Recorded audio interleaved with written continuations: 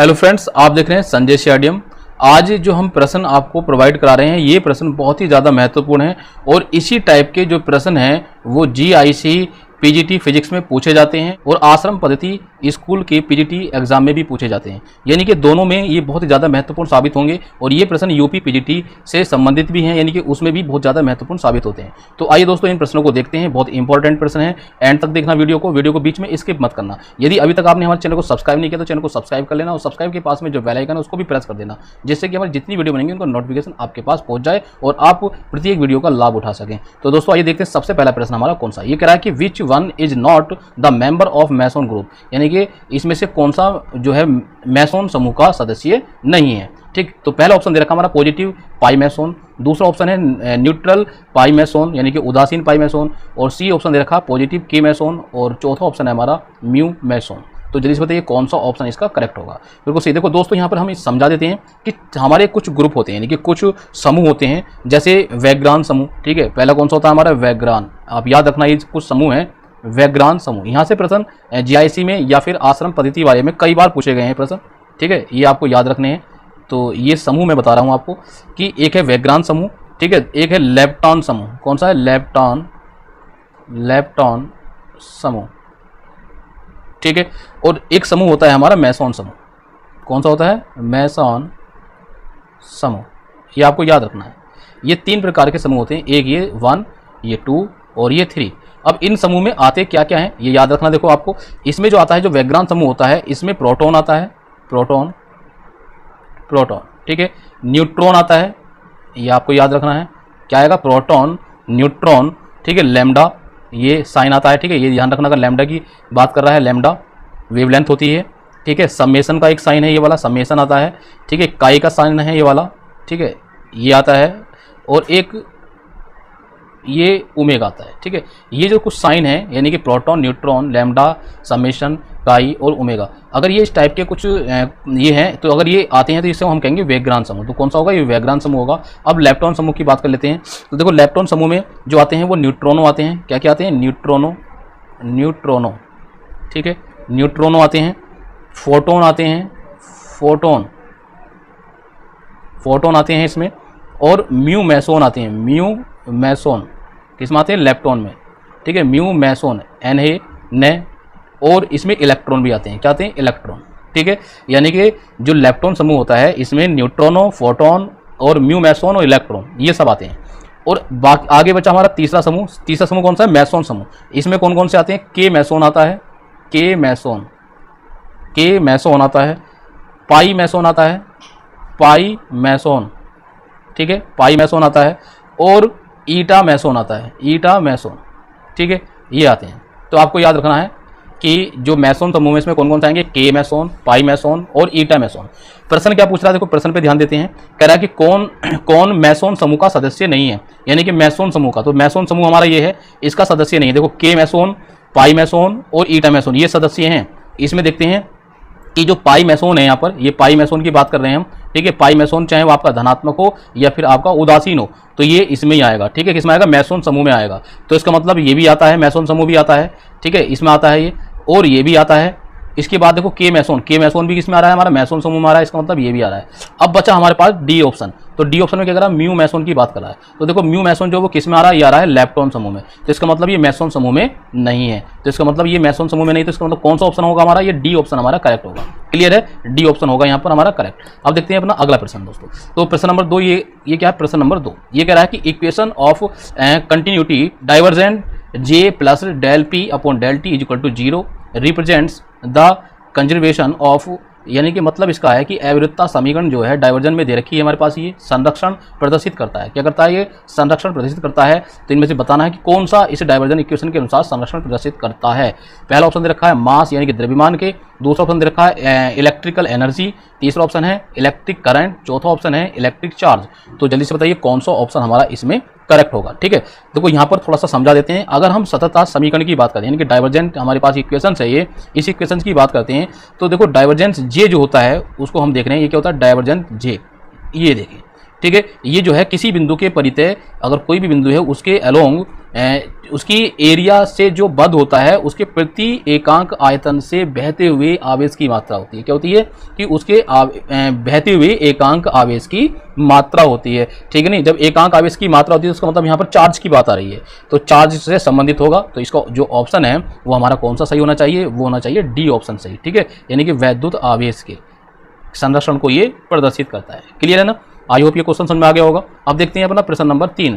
तो तीसरा जो प्रश्न है ये क्या कह रहा है कि two uniformly charged non conducting plane plates of infinite size are placed perpendicular to each other if the surface charge densities are sigma and minus sigma respectively, then electric field intensity at a point between two plates will be. मतलब कहने का इसका ये है कि दो एक समान रूप से आवेशित अनंत विस्तार वाली अचालक समतल प्लेटों को एक दूसरे से लंबवत रखा गया है। यदि पृष्ठ आवेश घनत्व क्रम से प्लस सिग्मा व माइनस सिग्मा हो तो उन प्लेटों के बीच किसी बिंदु पर वैद्युत क्षेत्र की तीव्रता होगी। तो वैद्युत क्षेत्र की हमें तीव्रता बतानी है, ठीक है। ऑप्शन ये दे रखे हैं हमारे कि सिग्मा अपॉन वर्गमूल में दिया है 2 एप्सिलॉन नॉट, बी ऑप्शन दे रखा है वर्गमूल 2 सिग्मा अपॉन एप्सिलॉन नॉट। तीसरा ऑप्शन हमारा जो तीसरा ऑप्शन है ये क्या दे रखा है, ये कह रहा है कि सिग्मा अपॉन 2 एप्सिलॉन नॉट, ये 2 एप्सिलॉन नॉट है, ठीक है, 2 एप्सिलॉन नॉट। और चौथा ऑप्शन हमारा शून्य है। तो इनमें से बताना है हमारा कौन सा ऑप्शन करेक्ट होगा। देखो ऐसी कंडीशन में हम इस प्रकार से इसको समझ सकते हैं।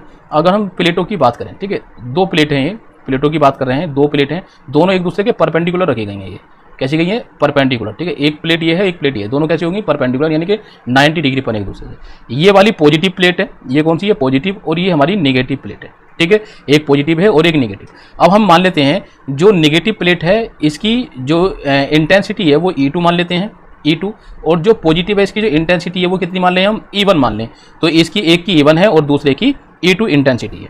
तो हमें इंटेंसिटी तो फाइंड करनी है, इंटेंसिटी यानी कि इनकी जो टोटल रिजल्टेंट इंटेंसिटी है उसको हमें बताना है, ठीक है। तो अब देखो इस प्रकार से हम इसको निकालेंगे। सबसे पहले हम बात करते हैं पॉजिटिव प्लेट के लिए। तो पॉजिटिव प्लेट के द्वारा जो इंटेंसिटी होगी वो E1 है, अभी हमने लेट की थी। तो E1 इक्वल टू जो होती है इस कंडीशन में, आपने पढ़ा होगा ये आर्टिकल, ठीक है, प्लेट वाला, तो यहाँ पर होती है 2 अपॉन एप्सिलॉन नॉट, ठीक। इसी प्रकार से अब नेगेटिव प्लेट की बात करें तो नेगेटिव प्लेट की जो इंटेंसिटी होती है E2 इक्वल टू, तो ये भी आएगी हमारी इसी प्रकार से 2 अपॉन एप्सिलॉन नॉट, ठीक है, सेम आएगी दोनों की। तो अब हमें क्या करना है, इनकी टोटल इंटेंसिटी निकालेंगे। तो E इक्वल टू यानी कि रिजल्टेंट हो जाएगा हमारे पास, वर्गमूल में होती है ये E1 square plus E2 square, ठीक है। अब इसमें वैल्यू रख देंगे हम इनकी वर्गमूल में। तो E1 स्क्वायर यानी कि ये हमारे पास हो जाएगा, तो ये जाएगा sigma square upon 2 epsilon not, ठीक है। तो 2 एप्सिलॉन नॉट यानी कि इसका पूरे का स्क्वायर लगा देते हैं यहाँ पर, इसको पूरे का स्क्वायर, ठीक है। और प्लस फिर इसी प्रकार से सिग्मा अपॉन 2 एप्सिलॉन नॉट का होल स्क्वायर। क्लियर है ना। अब इसको हम सोल्व कर लेते हैं। जब हम इसको सोल्व करेंगे तो सोल्व करके हमारे पास जो इक्वेशन आ जाएगी, देखो आप ऐसे भी देख सकते हैं दोनों सेम है, तो अगर स्क्वायर भी करेंगे तो हम इसको ऐड कर लेंगे, दोनों को ऐड कर लेंगे, ठीक है। ऐड करके हमारे पास जो मेन वैल्यू हो जाएगी वो जाएगी, आप नोट कर लेना इसको, ठीक है, वर्गमूल 2 एप्सिलॉन नॉट, यानी कि ये वैल्यू हो जाएगी। अब ये देखते हैं कि कौन सा ऑप्शन से मैच कर रही है वैल्यू, ठीक है। तो हमारे पास जो ऑप्शन है वो पहला वाला ऑप्शन है, तो फर्स्ट ऑप्शन से ये मैच कर रही है, तो इसका मतलब हमारा जो आंसर होगा वो यही होगा, ठीक है, यानी कि फर्स्ट ऑप्शन। अब देखते हैं अपना प्रश्न नंबर कौन सा है, हमारा प्रश्न नंबर 4 है, 4, ठीक है। 4 क्या कह रहा है कि the ratio between the speeds of 2 cathodes ray beams is 2:3 if same transverse electric field is applied on these beams then ratio between the deflections will be. मतलब ये कह रहा है कि दो कैथोड किरण पुंजों की चालों का अनुपात 2:3 है। यदि इन पुंजों पर समान अनुप्रस्थ वैद्युत क्षेत्र लगाया जाए तो विक्षेपों का अनुपात होगा। तो विक्षेपों का हमें अनुपात बताना है कि कितना होगा, ठीक है। जब हम समान अनुप्रस्थ वैद्युत क्षेत्र लगाते हैं तो उस कंडीशन में जो विक्षेप होता है वो होता है विक्षेप y बराबर 1/2 AT स्क्वायर, ठीक है, इतना विक्षेप होता है। y equal to 1/2 AT square. क्यों, देखो इक्वेशन जो हमारी ये होती है y equal to UT plus 1/2 AT square. तो UT यानी कि इसका जो स्पीड है प्रारंभिक वो कितनी होगी, 0 होगी, तो हमारे पास जो वैल्यू हो जाएगी वो इतनी हो जाएगी, ठीक है। तो अब हम इसी के अनुसार देखें यहाँ पर कि इसको हम इस प्रकार से लिख सकते हैं y इक्वल टू 1/2 A। अब ये t की बात आ रही है, ठीक है, तो t की जो वैल्यू होती है वो यहाँ पर कितनी आ जाएगी, L/V, कितनी जाएगी, L/V। तो L/V जो जाएगी, देखो समय है ना, ये समय बराबर कितना होता है, चाल बराबर होता है दूरी बटे समय, और समय बराबर हो जाएगा दूरी बटे चाल। तो चाल क्या है हमारी यहाँ पर v है और दूरी कितनी है L चलेगी वो, तो इसका मतलब दूरी बटे चाल, तो इसका स्क्वायर। क्लियर है। तो हमने ये समय की वैल्यू यहाँ पर रख दी है। अब इसको हम सोल्व करेंगे आगे, ठीक है। तो सबसे पहले हमें निकालना है, हमने तो ये निकाले विक्षेप, वो कह रहा है कि विक्षेपों का अनुपात, तो दो कंडीशन में विक्षेपों का अनुपात, दो कैथोड करने हैं। तो पहली के लिए जो हमारे पास वैल्यू होगी वो y1 होगी, तो y1 इक्वल टू 1/2a, ठीक है। तो पहली के लिए हमारे पास देखो दोनों का विक्षेप जो है मतलब समान अनुप्रस्थ वैद्युत क्षेत्र है, यानी कि जो डिस्टेंस है वो कितनी रहेगी, सेम रहेगी, लेकिन चाल अलग अलग है। चालों का अनुपात दे रखा 2:3, तो इसलिए L ये रहेगा और ये नीचे V1 हो जाएगा, तो इसका होल स्क्वायर। इसी प्रकार से y2 हमारे पास हो जाएगा, तो y2 1/2a, ठीक है, ये a है यहाँ पर a, और ये हो जाएगा हमारे पास L सेम रहेगा ये, और ये V2, ठीक है, V2 इसका पूरे का होल स्क्वायर। अब हमें क्या निकालना है, इनका रेशियो निकालना है। वो कह रहा है कि विक्षेपों का अनुपात निकालना है, तो विक्षेपों का अनुपात हो जाएगा y1/y2 बराबर, ठीक है। तो ये ऊपर रख देंगे, ये हो जाएगा 1/2a और L स्क्वायर लिख देंगे इसको, और नीचे V1 स्क्वायर, ठीक है, इस प्रकार से लिख सकते हैं, अपॉन इसी प्रकार से नीचे 1/2a, ठीक है, इंटू ऊपर L square upon V square, V2 square. देखो ये इससे कैंसिल हो जाएगा, L स्क्वायर से L स्क्वायर, a से a कैंसिल हो जाएगा, 1/2 से 1/2 कैंसिल हो जाएगा, तो हमारे पास जो बचेगा ऊपर L स्क्वायर, ऊपर क्या बचा L स्क्वायर, और L नहीं सॉरी ये L स्क्वायर तो कैंसिल हो गया है, ऊपर बचा हमारे पास 1/V1 square upon 1/V2 square, ठीक है। अपोन के अपोन में तो ये वैल्यू सब पलट जाएंगी, तो ये नीचे जाएगी, ये ऊपर पहुंच जाएगी, तो हमारे पास हो जाएगा V2 का होल स्क्वायर और V1 स्क्वायर, ठीक है। अब इनकी जो रेशियो है वो दिया हुआ है, कितना रेशियो दे रखा है हमारे पास, गिवन है, यहाँ पर लिख देते हैं यहाँ पर, ठीक है, इतनी जगह मैं इसको लिख देता हूँ। जो रेशियो है गिवन क्या कह रहा है, ये कह रहा है 2:3 के अनुपात में है, तो यानी कि V1/V2 की जो वैल्यू दे रखी है वो 2/3 दे रखी है, तो V2/V1 की वैल्यू उल्टी हो जाएगी यहाँ पर, तो ऐसे लिख देंगे हम, तो 3/2 का देखो दोनों का स्क्वायर है तो होल स्क्वायर लिख देंगे, तो ये जाएगा 9 3 या 9/4, तो रेशियो कितना आ गया हमारे पास 9:4। तो देखो कौन सा ऑप्शन हमारा मैच कर रहा है यहाँ से, तो ऑप्शन नंबर जो सी है ये मैच कर रहा है, ठीक है। तो ये हमारा आंसर बिल्कुल करेक्ट होगा। बात समझ में आ गई या नहीं, ठीक है, क्लियर है सवाल। अब देखते हैं अपना प्रश्न नंबर अगला, यानी कि प्रश्न नंबर कौन सा होगा, 4 था, ये है 5वां प्रश्न, 5 नंबर। क्या कह रहा है 5 नंबर, ये कह रहा है कि the mass of A particle is m, it is moving along a circular path of radius r, its angular momentum is j, centripetal force acting on it is, मतलब एक कण का द्रव्यमान m है, कितना है द्रव्यमान m है, यह त्रिज्या r के वृत्ताकार पथ में गति कर रहा है, इसका कोणीय संवेग j है, इस पर लगने वाला अभिकेंद्र बल कितना होगा। क्या बताना हमें, अभिकेंद्र बल की बात कर रहा है यहाँ पर, तो अभिकेंद्र बल हमें बताना है। तो दोस्तों अभिकेंद्र की जब बात यहाँ पर कर रहा है तो अभिकेंद्र किस प्रकार से हम निकालेंगे, ठीक है, क्या है, एक कण का द्रव्यमान की यहाँ पर बात कर रहा है, तो कण का द्रव्यमान दे रखा है कितना है m है, तो इस कंडीशन में जब हम इसको सोल्व करेंगे, अभिकेंद्र बल जब हमें ज्ञात करना है, तो देखो किस प्रकार से ज्ञात करेंगे, इसको समझ लेना आप अच्छे से। तो यहाँ पर देखो क्या दे रखा है, कोणीय संवेग की बात कर रहा है, तो जे क्या है यहाँ पर कोणीय संवेग है, और तो जो कोणीय संवेग होता है यानी कि जे बराबर जो होता है इसका फॉर्मूला होता है, ठीक है, mr² ओमेगा, कितना होता है कोणीय संवेग mr² ओमेगा, ओमेगा क्या है कोणीय वेग है यहाँ पर, ठीक है, m क्या है द्रव्यमान है और ये इसकी रेडियस है, यानी कि दिया हुआ यहाँ पर r क्या है त्रिज्या, m क्या है द्रव्यमान कण का। तो अब इस स्थिति में इसको हम इक्वेशन नंबर 1 मान लेते हैं, क्या मान लेते हैं इसको, इक्वेशन नंबर 1। हमें पता है कि अभिकेंद्र बल जो होता है वो होता है अभिकेंद्र बल F इक्वल टू यानी कि सेंट्रीपिटल फोर्स जो होता है हमारे पास वो होता है mr ओमेगा स्क्वायर, ठीक है, दोनों में डिफरेंस है याद रखना। तो ये कोणीय संवेग है और ये क्या है अभिकेंद्र बल, ठीक है, इसको मान लेते हैं इक्वेशन नंबर 2। अब देखो इक्वेशन नंबर 1 और 2 को हम क्या करेंगे, सोल्व करेंगे। तो सोल्व की कंडीशन में हमें क्या करना है यहाँ पर कि जो हमारे पास ये जे है ना, यहाँ से कुछ कोई वैल्यू है उसको उठा के यहाँ रख देंगे, और जब हम वैल्यू रखेंगे तो हमारे पास इनमें से कोई सा आंसर आ जाएगा। तो हम देखेंगे ओमेगा का मान निकाल लेंगे, तो ओमेगा का मान यहाँ से निकाल लेंगे हम इक्वेशन नंबर 1 से।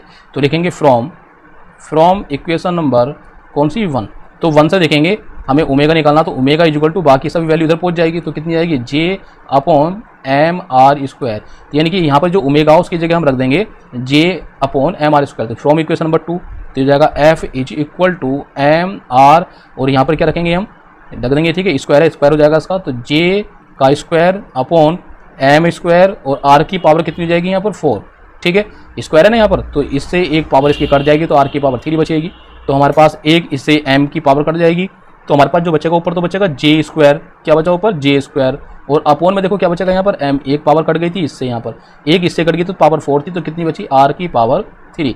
तो ये देखो कौन सा ऑप्शन हमारा मैच कर रहा है यहाँ पर, ठीक है, j² m r की पावर 3 यानी कि डी ऑप्शन हमारा मैच कर रहा है, ठीक है। तो यही हमारा ऑप्शन क्या होगा, करेक्ट होगा। बात समझ आ गई या नहीं, ठीक है, अब देखते हैं अपना अगला प्रश्न। दोस्तों इस प्रश्न को देखने से पहले आपसे रिक्वेस्ट है, यदि अभी तक आपने हमारे चैनल को सब्सक्राइब नहीं किया है तो चैनल को प्लीज़ सब्सक्राइब कर लें और सब्सक्राइब के पास में जो बेल आइकन है उसको भी प्रेस कर देना, जिससे कि हमारी जितनी वीडियो बनेंगी उनका नोटिफिकेशन आपके पास तक पहुंच जाए और आप वीडियो का लाभ उठा सकें। तो दोस्तों आइए देखते हैं अपना प्रश्न नंबर 6 क्या है कि two block of mass is 10 kg and 4 kg are connected by a spring of negligible mass and placed on a frictionless horizontal surface.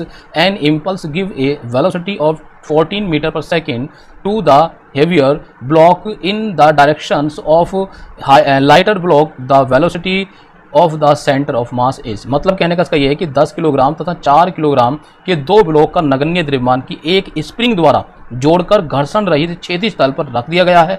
एक आवेग भारी ब्लॉक को हल्के ब्लॉक की ओर 14 मीटर पर सेकंड यानी कि 14 मीटर पर सेकंड का वेग प्रदान करता है। द्रव्यमान केंद्र का वेग है, तो द्रव्यमान केंद्र का हमें क्या बताना है, वेग बताना है। पहला ऑप्शन दे रखा है 30 मीटर पर सेकंड, दूसरा ऑप्शन है 20 मीटर पर सेकंड, और तीसरा ऑप्शन दे रखा है 10 मीटर पर सेकंड, और चौथा ऑप्शन दे रखा है 5 मीटर पर सेकंड। तो कौन सा इसका आंसर हमारा करेक्ट होगा हमें ये बताना है। ठीक है, बहुत अच्छा प्रश्न है, इंपॉर्टेंट प्रश्न है। ठीक है, तो इसको हम समझते हैं किस प्रकार से हम इसको करेंगे। ठीक है, तो इसमें देखो करना क्या, हमें यहाँ पर ये दे रखा है कि 10 kg का एक ब्लॉक है और एक ब्लॉक कितना है हमारा 4 kg का है। तो इस कंडीशन में हमें जब इसको सॉल्व करना है तो हमें द्रव्यमान केंद्र का वेग ज्ञात करना है। तो द्रव्यमान केंद्र का जो वेग होता है वो होता है VCM, ये आपने पढ़ा है। ठीक है, कितना होता है VCM, ऐसा करके लिखते हैं हम इसको।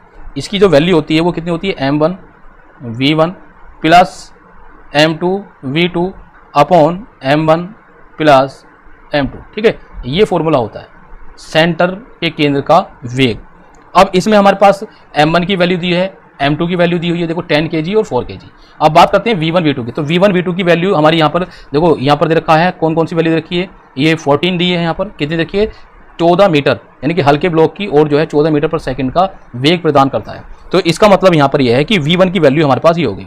तो वो V2 को बात कर रहा है, तो V2 में देखो कह रहा है कि और प्रदान करता है। तो अब कहाँ पर हमें ज्ञात करना, सेंटर पर। तो इसका मतलब ये है कि V2 हमारा 0 हो जाएगा। तो V1 की जो वैल्यू है हमारे पास, V1 की है हमारे पास 14 मीटर पर सेकंड, और जो V2 की वैल्यू है वो 0 हो जाएगी, 0 मीटर पर सेकंड। तो यहाँ पर रख देंगे वैल्यू, तो कितना हो जाएगा VCM is equal to M1 कितना है 10 है, तो 10 इंटू V1 कितना हमारा 14 प्लस M2 कितना हमारे पास 4 और V2 कितना 0। ठीक है, अपॉन में M1 कितना 10 और प्लस 4। अब इसको सोल्व कर लेंगे हम, तो ये तो 0 हो जाएगा, ये कितना हो जाएगा, तो मल्टीप्लाई कर देंगे 14 एंड 10 की, तो जाएगा 140 और अपॉन इनको जोड़ देंगे तो 40, इससे हम काट देंगे इसको 10 बार, तो कितना जाएगा 10 मीटर पर सेकंड। तो सेंटर पर जो वेलोसिटी है वो कितनी जाएगी हमारी 10 आ जाएगी। तो इसका मतलब ऑप्शन जो हमारा वो C करेक्ट होगा। कौन सा ऑप्शन सही होगा हमारा, ये वाला C जो ऑप्शन है एकदम करेक्ट होगा। क्लियर है ना। अब देखो अपना अगला प्रश्न देखते हैं। दोस्तों इसी टाइप के प्रश्न आएंगे आपके जीआईसी में, तो इसलिए आपको ये प्रश्न बहुत अच्छे से समझ लेने हैं और एंड तक देखना वीडियो को बीच में जो है स्किप मत करना, ठीक है, क्योंकि वीडियो बहुत ही ज़्यादा इंपॉर्टेंट साबित होगी। और आपका चाहे आश्रम पद्धति स्कूल का एग्जाम हो या फिर आपका जीआईसी का एग्जाम हो या फिर पीजीटी का किसी भी आपके स्टेट का एग्जाम क्यों ना हो, तो सभी जगह के लिए बहुत ही ज़्यादा इंपॉर्टेंट सवाल है। तो अब देखो क्या कह रहा है, ये कह रहा है कि a hole is made at the bottom of the tank filled with water, जिसकी डेंसिटी दे रखी है यहाँ पर, डेंसिटी 10 की पावर 3 kg पर मीटर की power 3। If the total pressure at the bottom of the tank is 3 atmosphere, 1 atmosphere is equal to 10 की पावर 5 न्यूटन पर metre square, then the velocity of the efflux of water is, मतलब कहने का इसका यह है कि एक टैंक में 10 की घात 3 kg पर घन मीटर घनत्व वाला जल भरा है। टैंक के पेंदे में 3 वायुमंडलीय दाब के बराबर है। एक वायुमंडलीय दाब 10 की घात 5 न्यूटन पर मीटर स्क्वायर के बराबर है। यदि तली में छेद कर दिया जाए तो जल के बहिस्राव का वेग होगा। तो जल का क्या बताना हमें, बहिस्राव बताना है, यानी कि जल जो बाहर की ओर निकलेगा, जो छेद हमने किया है उसकी द्वारा जो बाहर निकलेगा तो उसका जो वेग है वो कितने वेग से निकलेगा, ठीक है, ये हमें बताना है। तो ऑप्शन पहला दे रखा हमारा वर्गमूल में 500 मीटर पर सेकंड, और दूसरा ऑप्शन दे रखा है वर्गमूल में 600 मीटर पर सेकंड, तीसरा ऑप्शन है वर्गमूल में 400 मीटर पर सेकंड, और चौथा ऑप्शन दे रखा है 100 मीटर पर सेकंड वर्गमूल में, ठीक है। तो इनमें से कौन सा हमारा आंसर करेक्ट होगा हमें ये बताना है। तो कोई ऐसी कंडीशन में क्या होगा, आपको पता है कि इस कंडीशन में जो वेलोसिटी होती है वो हमें पता है, जब भी हम कोई h ऊंचाई का एक बर्तन लेते हैं उसमें कहीं छिद्र कर देते हैं किसी भी ऊंचाई पर, तो उसकी जो वेलोसिटी होती है वो आपने निकाली होगी, ठीक है, कितनी होती है वर्गमूल में 2gh, ठीक है, यही तो होती है ना 2gh। तो यहाँ पर अगर हम प्रेशर की बात करें तो प्रेशर कितना होता है, देखो P इक्वल टू आपने पढ़ा है HDG, ठीक है, ये होता है प्रेशर, और यहाँ पर जो h की वैल्यू है यहाँ से ये निकल कर जाएगी, h की वैल्यू देखो h यहीं रहेगा, ये इसके अपॉन में जाएगा, तो P/dg ये वैल्यू हो जाएगी h की। इसको मान लेंगे इक्वेशन नंबर 1 और इसको मान लेंगे इक्वेशन नंबर 2। ठीक है, अब यहाँ से हम निकालेंगे तो इक्वेशन नंबर 1 से करेंगे, लिखेंगे फ्रॉम इक्वेशन नंबर कौन सी 1, तो 1 इक्वेशन नंबर हमारी कौन सी है, v इक्वल टू, तो यहाँ पर बराबर वर्गमूल में, ठीक है, ये 2g ऐसे रहेगा और किसकी वैल्यू रखनी h की, तो h की वैल्यू कितनी है हमारे पास, ये रखेंगे P/dg, g से g कैंसिल हो जाएगा यहाँ पर। ठीक है, तो हमारे पास जो वैल्यू हो जाएगी v की वो हो जाएगी वर्गमूल में, ऊपर हो जाएगा 2p और अपॉन में d। ठीक है, ये वैल्यू आ गई। अब यहाँ पर जो वैल्यू दी हुई है यहाँ पर गिवन है, इसको रख देंगे। तो रखने के बाद अब देखेंगे क्या क्या हमें रखना है यहाँ पर।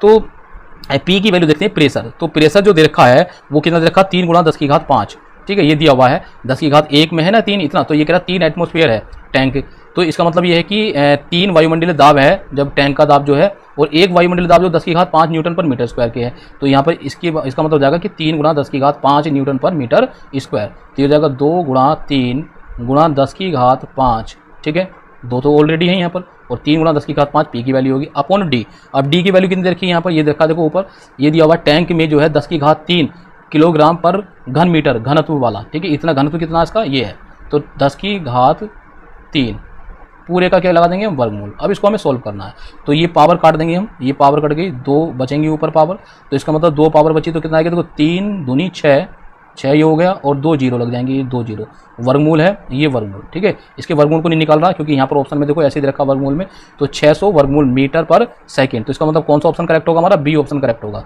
ये मैच इससे कर रहा है, क्लियर है ना, सवाल समझ में आ गया होगा। अब देखते हैं अपना अगला प्रश्न, तो क्या कह रहा है, प्रश्न नंबर 8 देखते हैं। ये कह रहा है कि ए मैन वेटिंग 60 kg, तो यहाँ वेटिंग है, ये टी होगा यहाँ पर, a man weighting 60 kg lifts a body of 15 kg to the top of the building 10 metre high in 3 minutes, his efficiency is, यानी कि उसकी इफिशियंसी हमें बतानी है। तो ये कह रहा मतलब इसका क्या है, ये कह रहा है कि एक व्यक्ति जिसका भार 60 किलोग्राम है, एक 15 किलोग्राम भार की वस्तु को 3 मिनट में 10 मीटर ऊंचाई की इमारत पर ले जाता है, इसकी क्षमता होगी, तो इसकी हमें क्षमता बतानी है, कि इफिशियंसी बतानी है व्यक्ति की। तो देखो ए ऑप्शन दे रखा है 10%, बी ऑप्शन दे रखा है 20%, डी ऑप्शन 40% और सी ऑप्शन 30% दे रखा है। तो इसका कौन सा ऑप्शन हमारा करेक्ट होगा ये हमें बताना है। ठीक है, बहुत अच्छा प्रश्न है, इंपॉर्टेंट प्रश्न है ये। तो देखो ऐसी कंडीशन में क्या करेंगे, तो पिंड द्वारा जो कार्य करते हैं, यानी कि जो यहाँ पर कोई भी जैसे पिंड की बात कर रहा है, ठीक है, उसको जिसको व्यक्ति लेके जा रहा है ऊपर की ओर वस्तु को, तो उस वस्तु द्वारा जो किया गया कार्य होता है, यानी कि वर्क होता है, वो होता है M1GH। कितना होगा, M1GH। ठीक है, नहीं इसको हम W1 मान लेते हैं, क्योंकि ये किसके द्वारा है, वस्तु द्वारा किया गया कार्य है। लिख देंगे वस्तु द्वारा किया गया कार्य। ठीक है, ये किया गया कार्य किसके द्वारा, वस्तु के द्वारा। अब बात करते हैं आदमी और वस्तु, ये दोनों यानी कि व्यक्ति और वस्तु दोनों प्लस होकर काम करेंगे। तो अब लिखेंगे व्यक्ति प्लस वस्तु द्वारा, ठीक है, किया गया वर्क।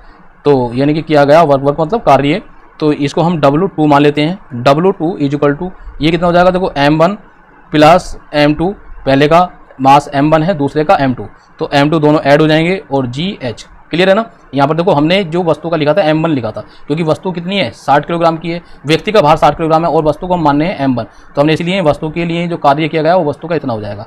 तो यहाँ पर हमने ऐड कर दिया, तो M1 प्लस M2। अब इसके बाद देखो हमें क्या करना है, ये हमने W निकाल लिया, वस्तु प्लस व्यक्ति का कार्य निकाल लिया है। अब हमें क्या निकालनी, दक्षता निकालनी है। तो दक्षता जो होगी वो कितनी होगी, दक्षता मतलब इफिशियंसी को हम ईटा से रिप्रेजेंट करते हैं। तो ईटा बराबर जो होगा वो क्या होगा, वो होगा W1, यानी कि जो वस्तु द्वारा किया गया कार्य है और नीचे कुल कार्य, तो कुल कार्य टोटल कार्य, कुल कार्य। ठीक है, कुल कार्य कौन सा होगा हमारा W2, ये दोनों के द्वारा किया जा रहा है। ठीक है, व्यक्ति प्लस वस्तु के द्वारा, तो इसको हम कुल कहेंगे। तो यहाँ W2 को हटा के W ही कर देते हैं। ठीक है, W कुल कार्य, तो बराबर।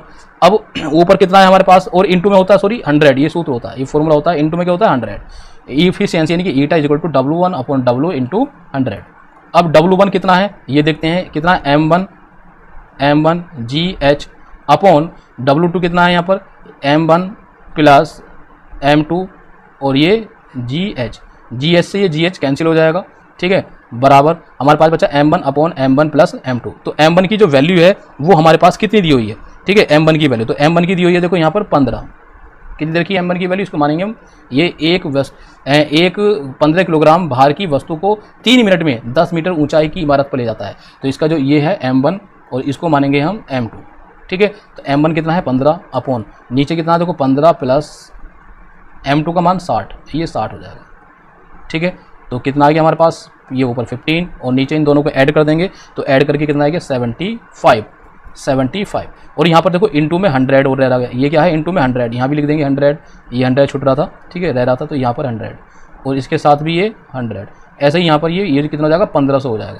अब इसको काट देंगे हम, ठीक है, डिवाइड कर देंगे तो देखो 25 से कर देते हैं, 25 दिया 75 और यहाँ पर इसको कर देते हैं डिवाइड, ये कितना है 150 है, तो जब 25 से करेंगे तो कितनी बार जाएगा 25 चौका 100, 25 पंजे 25 छक, यानी कि 6 बार जाएगा, ठीक है, और एक 0 60 बार जाएगा ये, और इससे काट देंगे 3 से 60 को, ये 30 आ जाएगा।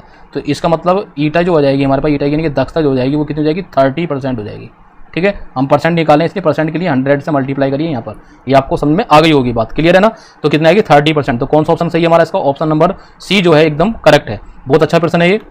तो दोस्तों आई होप आपको ये वीडियो पसंद आई होगी, वीडियो पसंद आई तो इसको लाइक करना, शेयर करना, ज़्यादा से ज़्यादा शेयर करना, ठीक है। और हमारे चैनल को यदि अभी तक आपने सब्सक्राइब नहीं किया तो चैनल को जो है सब्सक्राइब जरूर कर लें, सब्सक्राइब जरूर कर लें। और सब्सक्राइब के पास में आपको एक बेल आइकन दिखाई देगा, तो उस बेल आइकन को भी आप प्रेस कर दें, ठीक है, जिससे कि हमारी जितनी वीडियो बनेंगी उनका नोटिफिकेशन आपके पास पहुँच जाए और आप वीडियो का लाभ उठा सकें। दोस्तों ये वीडियो बहुत अच्छी लगी होगी आपको और ये आई होप ये आपको बहुत ज़्यादा यूजफुल साबित होगी। तो अब मिलते हैं अपनी नेक्स्ट वीडियो में, तब तक के लिए गुड बाय।